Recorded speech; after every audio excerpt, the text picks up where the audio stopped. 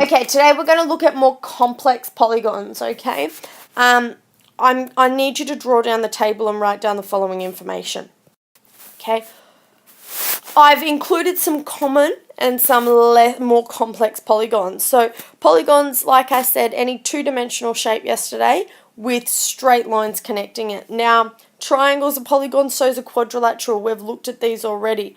More complex polygons include dodecagons, dodecagons, undecagons, decagons, nonagons, octagons, heptagons, hexagons, and pentagons, okay?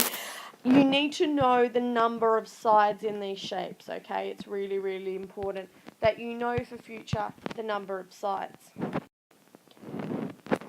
Unlike with quadrilaterals, when we just knew the interior angle equals 360 degrees, it's a little bit more complicated for non-quadrilateral polygons.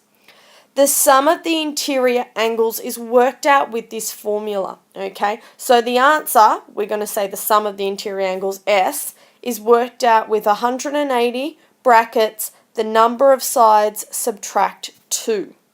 Okay, you have to adopt and use this formula when you would like to work out the interior sum of non-quadrilateral polygons. Okay, let's have a look at these examples. Okay, so what's the interior sum of this? Let's use our formula. So it says the sum of the interior angles is equal to 180 brackets. Number of sides, 1, 2, 3, 4, 5, 6 sides it has. 6 sides altogether. So that's 186 minus 2 brackets. Now, this here, guys, is brackets. Brackets always means multiple. Because I've got like terms on the inside of my brackets, I can simplify that first instead of having to go this multiplied by that and that multiplied by that, okay? Because 6 and 2 are common terms, I can actually work that out first to make my life a little bit easier. So S is equal to 180. 6 minus 2 is 4. Brackets 4. And I know brackets mean multiply, so it means 180 multiplied by 4. So 180 multiplied by 4. 100 multiplied by 4 is 400. 80 multiplied by 4 is 320. So that's going to be, or 32, 720. So, what this has told me is that the interior sum, so this guy plus this guy plus this guy plus this guy plus this guy plus that one there will equal 720 degrees. That's what I've worked out. Still don't know what this is, but at least now I know what they all equal. So now I need to work out what, based on 720, what A would equal. So let's go. 720 is my interior angle sum, which means that A plus, let's go around clockwise, 40 degrees. Oh, that kind of looks like 9, my A. I might just write that again. A plus 40 plus 135 plus 100 plus 115 plus, that's an angle like that, so it's 90 degrees, equals 720. Okay, and if I add all of those together, 90, 115, 100, 135, 40, that gives me A plus 480 equals 720. So A must equal 720 subtract 480. A equals 480 to 240. 240 degrees. Now, let's look at my picture. Does that seem reasonable? Well, if it was a right angle in here, that'd be 90. If it was a straight line in there, it'd be 180 from there to there. That'd be 270 if it went all the way around. It doesn't go all the way around. It's a little bit less. Look, yep, my answer seems reasonable. Okay, my answer of 240 seems reasonable. It's always a good idea to check. Okay, next example. Okay, this one looks a little bit more tricky. So 1, 2, 3, 4, 5, 6, 7, 8. It's an octagon. Okay, what's the interior angle of an octagon? Who knows?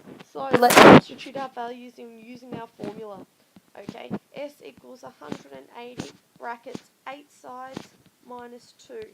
Okay, let's simplify before I do that so I don't have to distribute and expand the brackets a long way. 180 brackets 8 minus 2 is 6. Okay.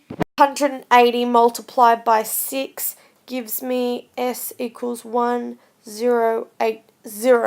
Okay, which means that 1, 2, 3 plus 4 plus 5 plus 6 plus 7 plus 8. 8 of those altogether equal 1080. Now, I haven't been given or shown on my diagram any angles. I just drew those all in, okay? But by looking at my diagram, and because it's a regular octagon, I know that they're exactly the same sides. So there's 8 interior angles that I've just counted. So it's going to be 8, let's call them, well, one of them's called B actually. The other 7 haven't been labelled. So let's call them B. 8B is going to equal 1080 degrees. I just want B by itself, don't I? Okay. So I need to divide that side by 8. And if I divide one side by 8, I must do the same thing to the other side.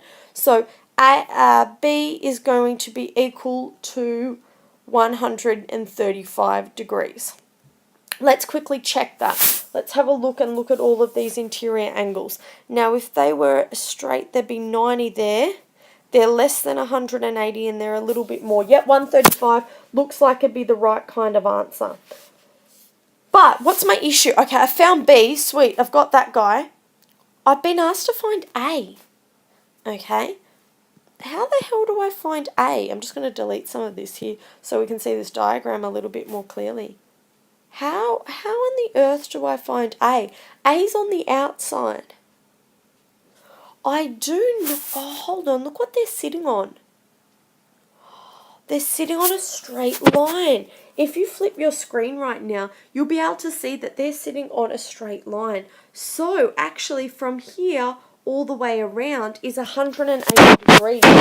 So, if it was B was 135 degrees, that means A is going to be equal to 180, because it's supplementary, minus 135, which would give me 45 degrees. Sweet. You have to be able to look at a question, guys, and see, what do I know about this? What do I know about this question? Or what can I see that I've learned in the past that will help me answer it? And that's it, guys. That's finding unknown angles in more complex polygons.